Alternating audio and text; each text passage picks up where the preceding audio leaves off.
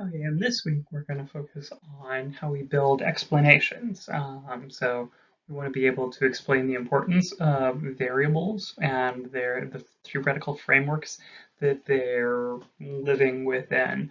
We want to describe the process of reviewing the literature and choosing variables, and also you want to know and be able to discuss the four different types of variables. So, in general. Please resist inappropriate use of your. Okay, never mind. These are all things from this class in the past, so let's not really worry about it. We're going to sort out groups next week, I think. I just need to think a little bit more about it. All right. So it's going to be fine. Um, so, anyways, we're going to talk about, old school innovation when Concordia moved to online teacher evaluations. So in 2006, we switched from paper-based to paper-based questionnaires, so the ones you would take in class. So you'd actually like fill out the survey in the classroom, and someone would take them to a mailbox or something like that. Shifted to online, the online format. It's similar to what you're now have been familiar with up until this semester at least. So what we've got here is we're going to take a look at what the response rate for, and by that we mean the percentage of students who did the evaluations. So in the days when it was paper only, we had about a 64, 65% response rate. The online pilot did great, about an 83% response rate. So 83% of students used it, and currently it's hovering in the low 40s, the percent of people who actually do the online teacher evaluations. And this is something we do see sometimes. So that online pilot, the response rate really improved, right? Like that's a much better response rate, but now it's worse. And so sometimes we see this whenever you're doing something novel, people respond to it. So, for example, I did some work with the United States Army once upon a time, and working with the cadets at West Point, the United States Military Academy. They were about to introduce a new performance evaluation system. And so, everyone from the commandant all the way down to, the squad leaders, like the student leaders, were all telling everybody how important it was, how critical it was, to take it seriously, and all of those sorts of things, because people would be evaluated by their cadet superior, any cadet subordinates that they have, at least two peers, and by themselves. And so what we wound up seeing there is, for a period of time, response rates were really good, data quality was really high, and then eventually the staff stopped talking about how important it was, because now it's just the way we do it. And all of a sudden, it went back to the point where things were now, there was not good quality data, not everybody was doing it, people certainly weren't doing all of the things that they were supposed to do. And as a result, it wound up becoming, like, for 3 years, it was really, really, really high quality data. Then it became pretty much, I don't want to say crap, but it was much, much less useful. And that's, I think, the kind of thing, this sort of novelty happens. And so people are like, ooh, the online pilot, that's new, that's interesting. And so they're going to do it. They go to the online, but now it's just the way things are done. And so here we go. Here's back to the research process diagram, which, again, like I said, we're going to see over and over and over again. This is, our second step, which is we've already identified the problem. Now we're going to try to contextualize that problem in terms of the variables involved. We're going to try to classify the problem in terms of, like, causes and effects or outcomes that we're interested in. So we'll build a proposed explanation with support from the relevant literature or interviews. Now, it could be both, obviously. So by relevant literature, we're talking about quote unquote library research. I mean, obviously, a lot of that's online, regardless of pandemics. But so you're going to be looking up research papers that have dealt with aspects of your problem in the past. every once in a while you'll turn out, like especially if you're an applied researcher, you're working in industry, a consultant, something like that. Sometimes you might find that your problem has been solved exactly by a research paper, so you don't really need to do anything locally. Maybe, or at least nothing more than just confirming that the explanation that the previous authors found is working in your setting. But in general, the thing is, what you're going to usually find is the previous literature deals with some aspect of your problem, so it informs what you're going to do, but you're going to have to develop new explanations, or at least new parts of explanations going. Similarly, there are also interviews. Now, the study we talked about last week was a great illustration of this. The Greenberg study with the office spaces, where the offices got swapped. Um, Part of how they were able to identify, like, I mean, they needed to be able to identify the quality or the status of the office, and the reason that they were, and how they did that was by conducting interviews. So they'd identified that this sort of like material status of the office would be theoretically important, but what is a good office, and they did that by interviewing people there. And so they found out, having an office to yourself, if it's in a corner, the size of it, all of those or all of those sorts of things contributed to it. And then you use all of that. You use your well-developed theoretical explanatory framework to develop specific hypotheses. And we'll talk much more in quite a bit more depth about hypotheses later, especially when we're comparing our research hypotheses to the statistical hypotheses that we'll actually test with data analysis. But that's again going to be later on this semester. So formulating the research problem, we've already identified it through like just observing the issues, right? So what goes on first? We're going to do a literature review, right? And that can be complicated, especially when you're just starting out. Like at this point, a lot of times I know enough about particular research domains to know the journals to look in, what the keywords might be, what the author, which authors might be helpful. So that's relatively easy. But when you're just starting out, it can be more difficult. So when you're starting from a literature review, like I said, this is always going to eventually get you to the point where you're reading original research papers, so primary literature. So that means going to academic books, like real academic books, not textbooks, but like books published by academic publishers, containing research on it, or probably even more importantly or more commonly, research journals. So where peer-reviewed research is published. But of course, like I said, you're probably not going to start there because you don't know what you're doing yet. So a lot of times, what you might wind up doing is tunneling your search. So you might start off with just a simple like standard internet search, like you type the description of the problem into Google, and that might help you to identify like some news that's been about it, or maybe they've talked to some researchers or something along those lines. It can lead you maybe to a Wikipedia article on the topic, things like that, things that don't count as doing literature, like are not your literature review, right? Because it's not primary research, and in some cases it's unreliable, but it might help you to figure out where to look. So in general, a lot of times I think you might start off with a Google search, and then that will give you some ideas to then go to Google Scholar, which will help you to find like particular researchers who are associated with the problem or variables that you're interested in. And then you'll go to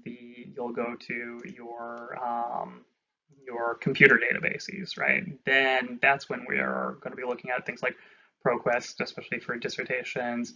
EBSCO for management, PsycInfo is also quite useful because a lot of the research that management is based on is psychological research in the first place. In fact, several important, especially like OB and HR, there are several important journals in those fields that are primarily psychological, like Journal of Applied Psychology or Personnel Psychology. So those can be additional. Like those, I'd say those three resources are a great place to start. But you might also find out like maybe something like Econ Lit or like if you're more interested in things about, say, possibly about certain aspects of high-level corporate strategy, or about the business environment overall, like the economic environment that things transpire in. Uh, the primary literature in economics might be useful as well. EBSCO covers a lot of ground though, and it's a good place. It's a good place to start. So anyways, as you're going through this, you might find explanations directly in the literature. So you might find that there is a pre-existing theoretical framework that works very, very well for you, or you might have to sort of like pluck different parts of theoretical frameworks and put them together using your own quote unquote common sense. And again, this is common sense is neither common nor always all that sensible. So when we're talking about this, when I say common sense, the idea here is if you are working on a particular problem in a particular organization, no one knows that problem better than you do. You know it, and therefore you're probably you're the best equipped person to evaluate what things are operative in it. So you'll be taking ideas from the literature and putting them together in a way that makes sense for the problem that you are directly facing in your organization. And again, the thing to keep in mind is these are possible explanations. The research process is a cycle, right? You identify your problem, you come up with possible solutions, you collect your data, analyze it, get to that point where you either, find that the evidence in your data support or do not support the particular hypothesis or your particular ideas of explanations. And if they don't support it, well, then you come back, you're back at the beginning and you have to like try to find a new or a separate sort of explanation. Again, that's the idea here is like once you have this sort of big overarching theoretical framework, and a lot of times this winds up being something we often call a boxes and arrows diagram. This is a pretty simple one where we just have this idea that we have, two different variables that are affecting an outcome. And I'll usually use, in this class, I'll usually use Y for outcomes, X's for inputs or potential causes. So that's what we're getting at. That's where we now move down to this select key variables concept, right? We're going to try to say, like our theoretical explanation, sometimes we talk about this living in fairyland. Like that is a place where concepts live. We got to be able to pull those down into the real world, into something that we can observe, measure, or at least ask people about. So that's where selecting the key variables comes into case. We have to think about like how are we going to what is our outcome, or what are the outcomes we're interested in. I talked about last week when we talked about when I introduced the idea of the pet therapy question. We might be interested just as an outcome, we might be interested in something very close, just sort of like measure stress after someone pets a dog, right? Is their stress high? Is it low? Ideally, you would have a point of comparison. So you'd measure them before they pet the dog, after they pet the dog. But that might not be the only outcome we're interested in. We might also be interested in their performance in exams, right? And so therefore, so we might have multiple outcomes. We might have sort of stacked outcomes that way, so that it is possible. We might have that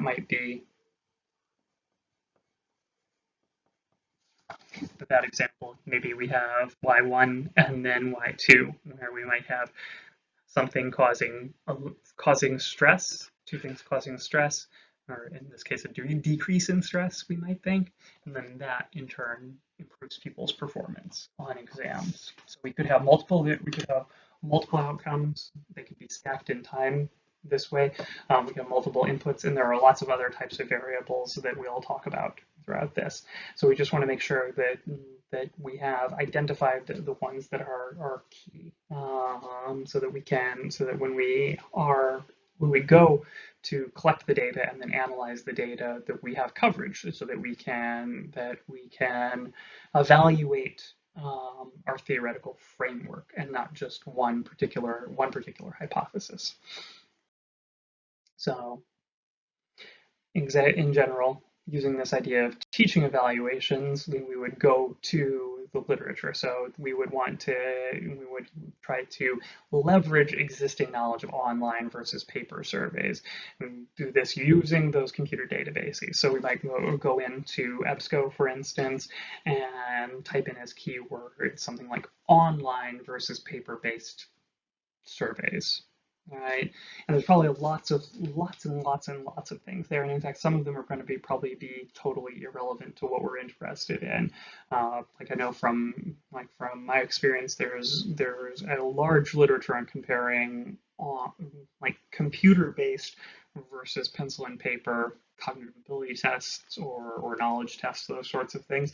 So there might be a huge literature on that, and all that's interested in saying is, are there differences? Like, is it easier to do the online? So, like, do they have higher scores, lower scores? What they're looking for is that there should be no major difference between those two modes of administration. And so there might be a lot of literature out there that looks on the surface like it's related, like that it uses the keywords that we're interested in, but the actual research question doesn't have much to do with it. So once we have these, we're going to have to be paying close attention to what the titles are telling us, read the abstracts maybe. I'm reminded in this kind of a situation when we do things called meta-analyses, which is you're trying to quantitatively synthesize a body of research, like to answer specific questions about it. That a lot of times what you'll do is you'll do a keyword search, and you'll dump like every paper that deals with that keyword into a database, like an EndNote database or something like that. And then as you go through it, you do that all at once, but then you go through it and you're like, oh, once you read the abstract or look at the data collection or something along those lines, you're like, okay, that article is irrelevant, that one is irrelevant. So you might start off with several thousand papers that look like or several hundred at least, that look like they're on the topic that you searched for, but maybe there's only a few dozen that actually are. I mean, maybe it is the hundreds still. So it just depends. We have to be careful. Like, just because something looks like it's on topic doesn't mean that it is on topic. You have to use some discretion, some critical thinking to evaluate how relevant the paper that you're looking at is. And as you start to read those articles, you're going to be synthesizing this information. You're going to learn about the problem. So you might start to have possible explanations, or you're going to be sort of like teasing those out of the research articles that you're reading. So, like for instance, things that we see here might be that there are passive I forgot versus active I don't want to do it non-response. So again, that's what we're looking at here is we're not just interested in paper versus, like I was saying just a second ago, like not just paper versus online surveys, but what we're particularly interested in is differences in response rate. And so we might be concerned with not only that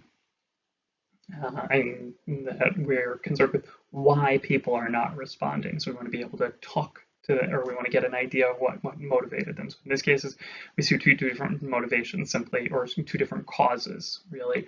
I simply forgot to do the survey versus I don't want to do it. Now, I mean, that's probably going to differ somewhat between in class versus online administrations, right? It's easy to forget it when you're at home and it's just an online survey, easy to forget. Whereas it's if you're in class, someone hands a paper survey in front of you, and you can choose not to do it, but you're not going to forget it because it's right there in front of you. So you might have more active non-response, like people just choosing, I'm not going to do that in class. Not to say that doesn't happen online either, but these are two different possible explanations. There might be also concerns with anonymity versus privacy. Like if you're doing this in person, there are one set of concerns, like that's part of why traditionally when we're doing those sorts of things, like the instructor would leave the room for a period of time until someone has taken those surveys away to turn them in or mail them, whatever. So that's one way to deal with like a person's anonymity concerns. But same thing like within online administration, like we might say like people may not trust that it's totally anonymous, right? That maybe they're somehow tracking your student ID or something, or your IP address or things like that. So people might have various kinds of concerns around anonymity versus privacy. Researchers also consult their own experiences. So we might say, like I said, I have this experience of in survey administration settings that people like things that seem to matter is novelty. People tend to respond well to novelty, but also the kinds of things that we might think about, like class size. Like if it's a really big class, maybe that interacts with your anonymity. Like if it's a huge class, no one's paying. Like if it's you're in a class of 120 people, and probably not going, the instructor's probably not going to be, or anyone's going to be able to keep track of this. Similar satisfaction with course, like maybe it's just people who are very dissatisfied are more likely to respond to teaching evaluations. Like I did not like this course at all. It's also possible to consult the experiences of others, and we could do this using interviews. So, if you talk to people, like we could conduct, like, I mean, if we were fully live right now, one thing that we might do, and we might do it in the live session later, is talk about, like, in your particular experience, like, when do you do your evaluations? Was there anything that affects whether or not you do it? So, and as we go through, I'm going to try to select the key variable. So we'll do this by moving on. In general, and this is a slightly silly animation where we have this kind of idea of like, okay, this little dot, which is supposed to, or bark, which is supposed to be like a canoe, has traversed the lake here. There it goes. And now it's doing something very strange, huh? Like that's moving kind of odd. What's going on with variables, change and difference draw our attention, they signal importance. And you'll see I'm saying like change and difference, because a lot of times we want to be careful about that. Like we want to talk about, like sometimes, a lot of times we only can talk about difference, right? So here we're talking about, with the example with online course evaluations, we are talking about a difference, right?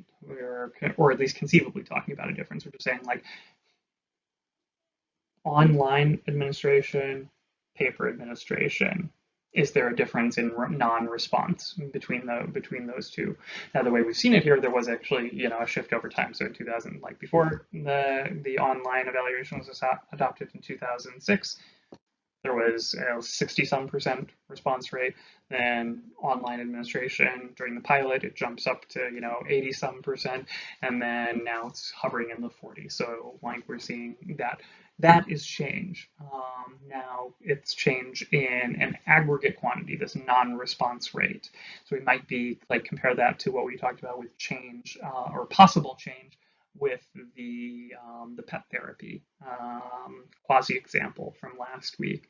I mentioned how in an ideal setting, what we want to do is be able to get a measure of a person's stress before they went to the pet therapy, before they pet the friendly dog, and then after they did. So we want to see like, was stress high and then low? Did it stay the same? Was it low then high?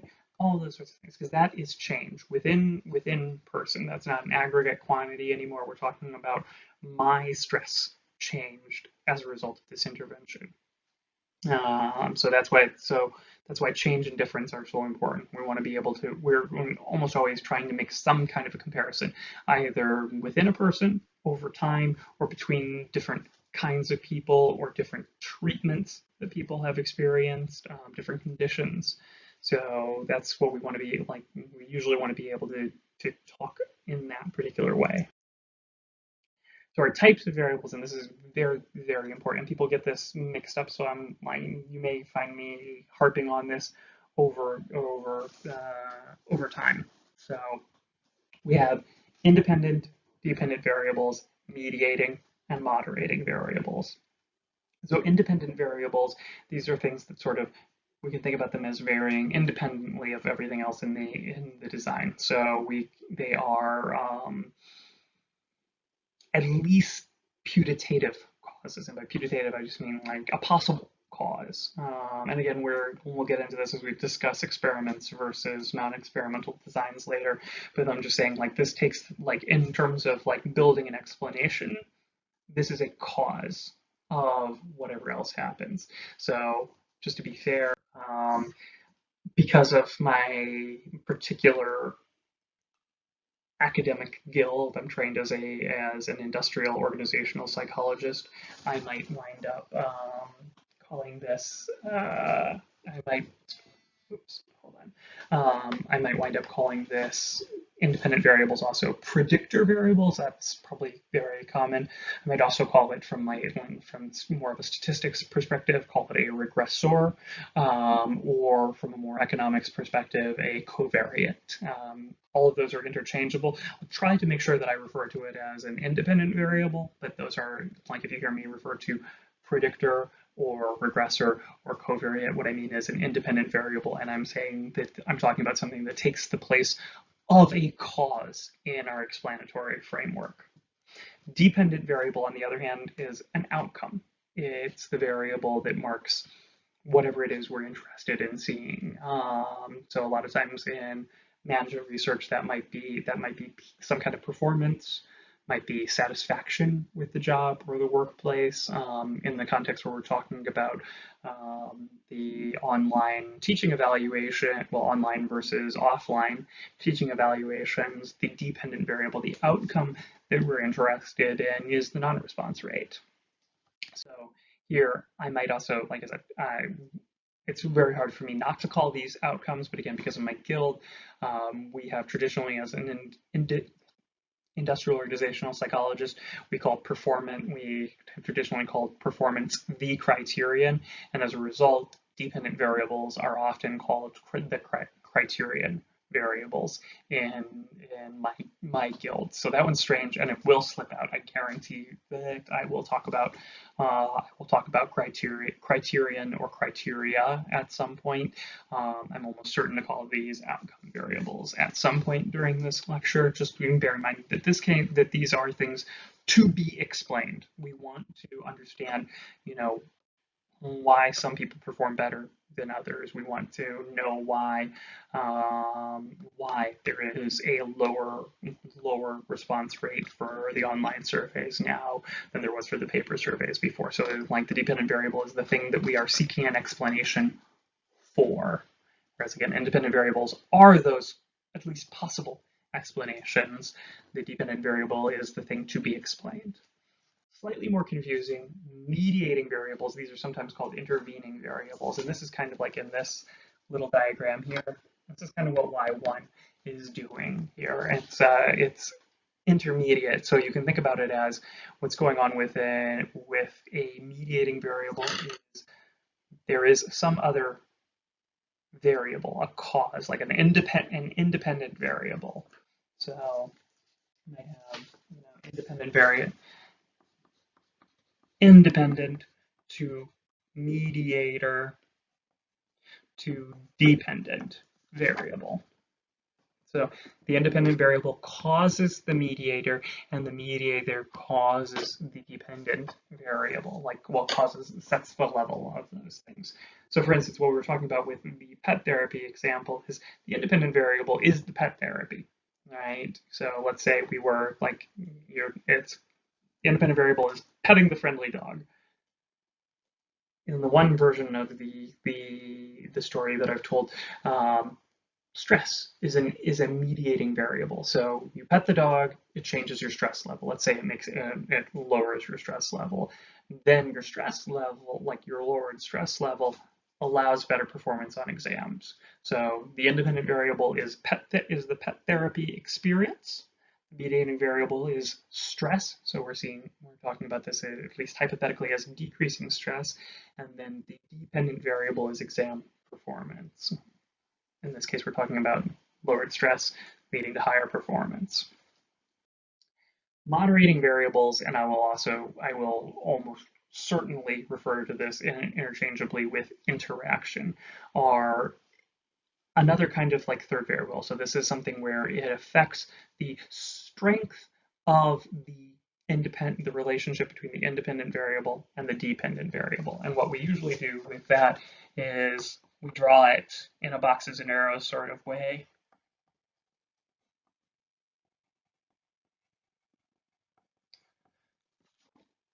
We draw it in a boxes and arrows sort of way as an arrow pointed at the arrow that connects our independent to our dependent variable. Right? And so it affects the strength of that. And I think probably the conceptually clearest examples of interaction are going to be drug interactions, right? So for instance, the idea here is like you take drug A and then you take drug B, and both of them are supposed to be good for you. But when you take them both at the same time, both of them are harmful together.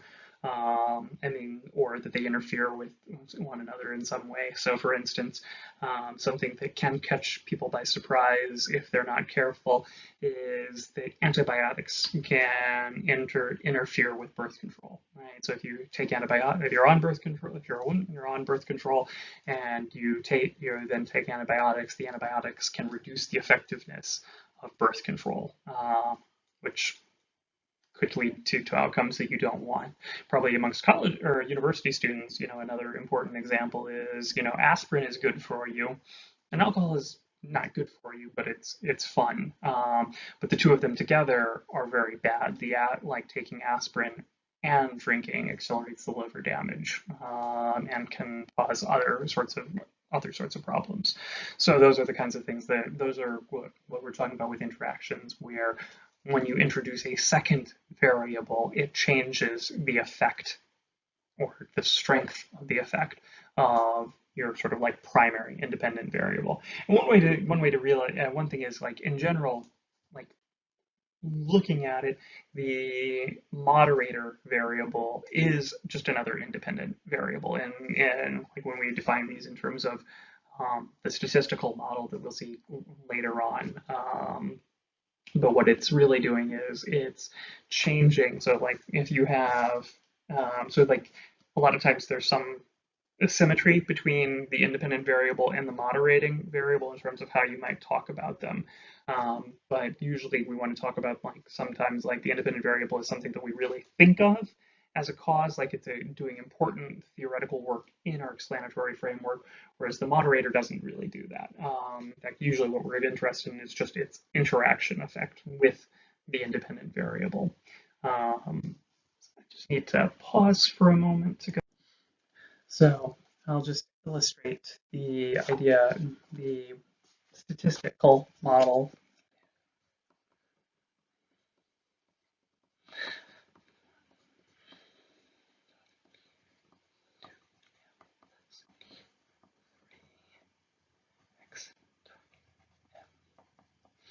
So here, just as the basic regression model for a moderator or an interaction, we have our independent variable x, our moderator variable m, and then the product of x and m. And so the idea here is what those do are, you can think about it as the moderator being included as an independent variable in the statistical model changes the intercept of the regression line. So we might start off with this idea that we have just one regression line that changes the intercept. So now we have two parallel regression lines, and then the interaction term itself, that product, can change the slope.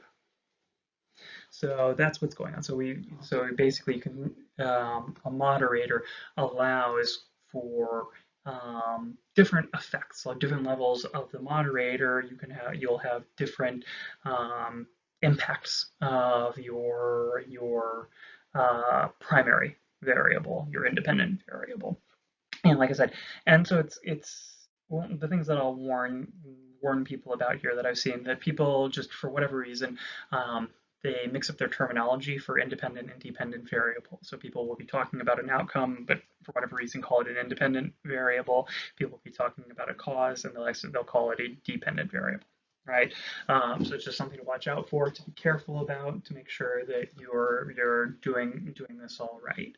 Um, and then with mediating and moderating variables, usually people like, if you ask them what a mediator is, they'll be able to define it reasonably well. If you ask people what a moderator is or a moderating variable is, they'll be able to define it reasonably well. What happens is when they're trying to explain why a particular variable is a mediator or a moderator, they'll slip between their explanation will slip around between them. So like they'll try to explain why, something is they'll try to explain why something is a moderator, but start using mediating language. And so it's just something to be careful about. We'll try to get practice on that throughout the semester, but just something to watch out for, to be careful about, and don't need to get tripped up on if you're careful. So here, let's just look at a full explanatory framework using for or at least one potential explanatory framework using our online evaluation example. So here we've got as our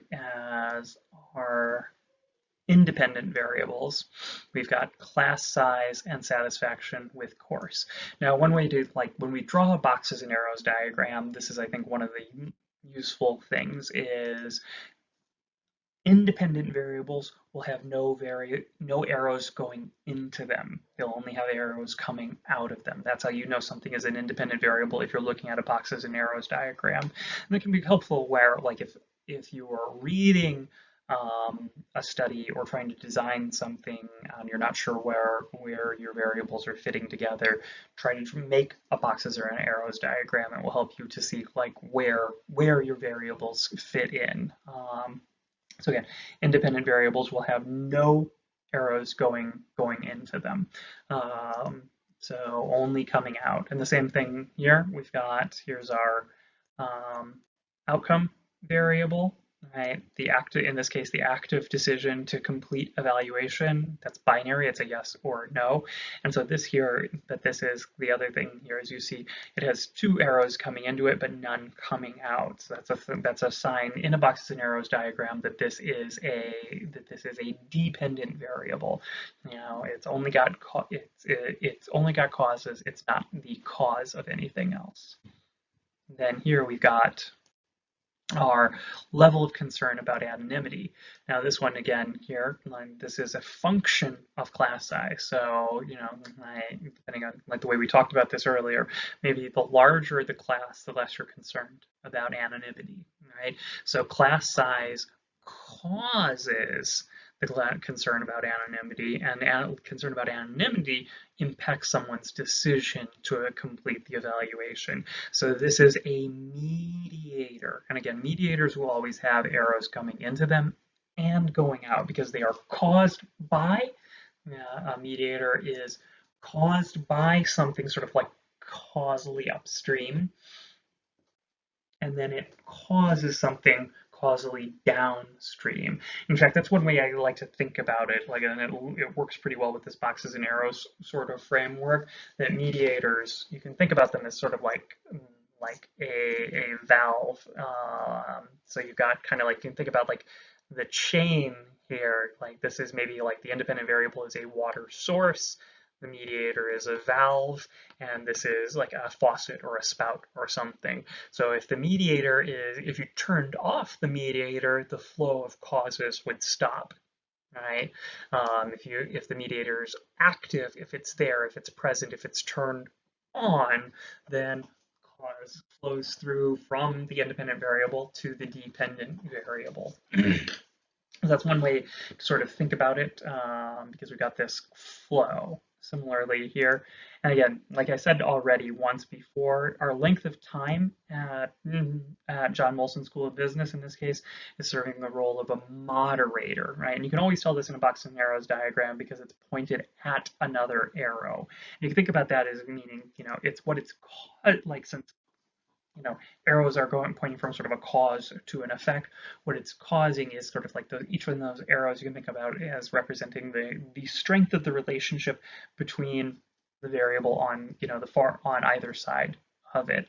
And so you can see this as saying like what the moderator is saying is it is causing there to be a different strength of relationship here. So like, if you're, what we're seeing here is like this idea is it's modifying the satisfaction with the course variable impacting the active decision. So like maybe, the longer you're at JMSB, the less you care.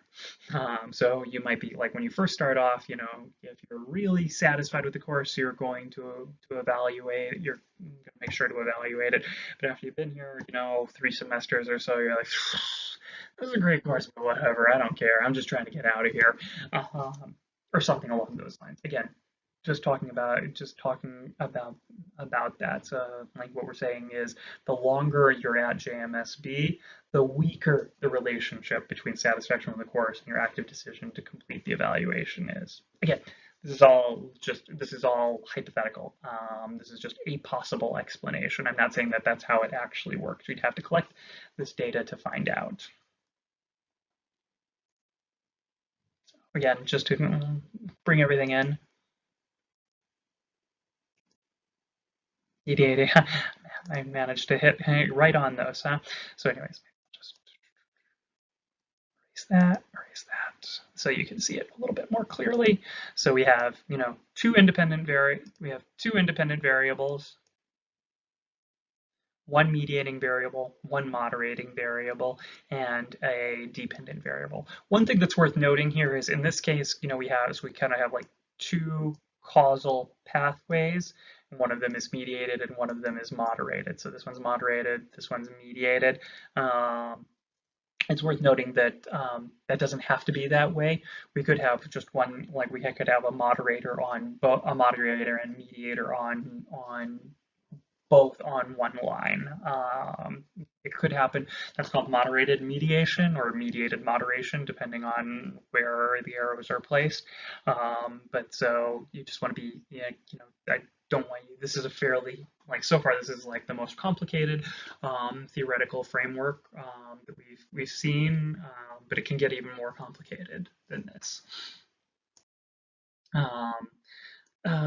Building an explanation about successful teamwork. So here we're going to be thinking about similarity, conflict, and task complexity.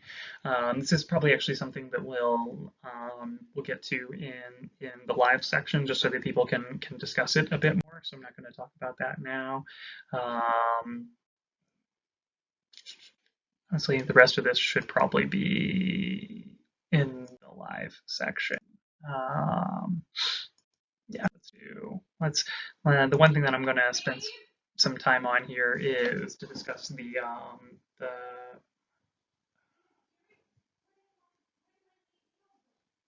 Marisano et al. Study. So what we've got here is this is an intervention study where they put people through, like academically at-risk students, put them through this goal setting exercise. So now goal setting is probably one of the most robust findings in human resource management and organizational behavior. It's the idea here is that when people set specific and difficult goals, they have better performance than people who set vague goals or easy goals or do your best goals. So what these students did is, so they're identified as being academically at risk, and they're brought in and randomly assigned to either a control group or the goal group. The goal group sets specific goals about how they're going to study, performance, and all of that sort of stuff. And then, so what we've got here is, they had comparable, like our goal group and our control group. Again, this is it's random, and we'll talk more about that when we talk about experimental designs. But so the goal group, the only serious difference between these two groups is one of them did the goal exercise and one of them did a control, or just a control group. So we see here, in semester 1 of the study, before the goal intervention, they had totally comparable GPAs. Whereas then over here in the second semester, after this goal intervention, we have the goal group has significantly improved their performance, whereas The control group, it's a little bit higher, but it's not significantly higher than that first semester. So, and you can see that these two are substantially different. These two are not, essentially not at all different. So what we can get from this is that this seems to have, that this has had an impact. The important thing here is I didn't think about like this in terms of independent variable, because this is a longitudinal design, so it might seem a little bit complicated. Because in terms of time, we have sort of like our first measurement of our dependent variable happens before our independent variable. So here, the dependent variable is GPA. The independent variable is the goal setting intervention. Now the idea here is though, the independent, you can think about it as in semester one, for both the control and the goal group, there is no goal setting, like goal setting is 0, right? Then in semester two, the goal group, now goal setting has been set to 1. It's present, it is there. And so then when we measure the dependent variable this second time, we're looking to see if there is this difference in it that's caused by, or that is most likely attributable to the goal setting intervention. So, and again, just to try, like I'm just emphasizing this to make sure that it's still clear that what is the mediator, what is what is the independent variable, what is the dependent variable, just because the timing here is a little bit complicated, but it kind of goes back to like I talked about with the ideal setup for that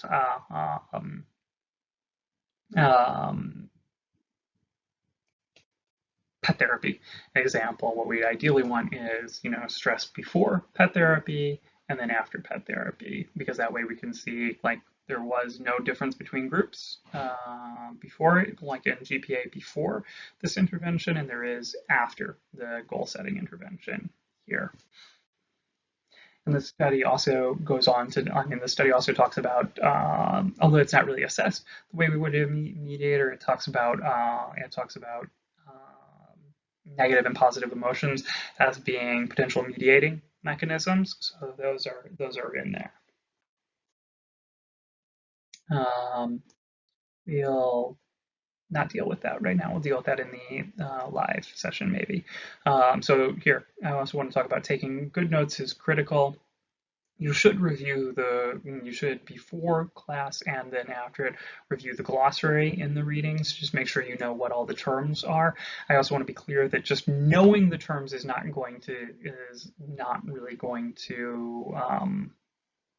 sufficient for doing well in this course, right? So I'm not going to ask you to define an independent variable on the exam, and it's certainly not something you're going to have to define in the term paper. What's going to happen here is this is pretty performance based, right? So if I ask you questions that involve independent variables and moderators and so forth, you have to know what they are in order to understand what the question is. But then what we're really going to be talking about is like the readings here, the Morisano study that we just talked about, like the Greenberg study last week. You're typically going to be reading papers and then answering questions about them on the exam. So it's important, like you need to know the glossary so that you understand the questions, but you're not just going to be defining things. Try to do the readings before class and take additional notes beyond just what's posted with the slides, or just, I guess you can watch the lectures over and over and over again if you wanted to, but it's usually going to be better to like take notes on them and then to review your notes. So that's usually the best thing. Like in general, like another finding from education research that we know is that what's called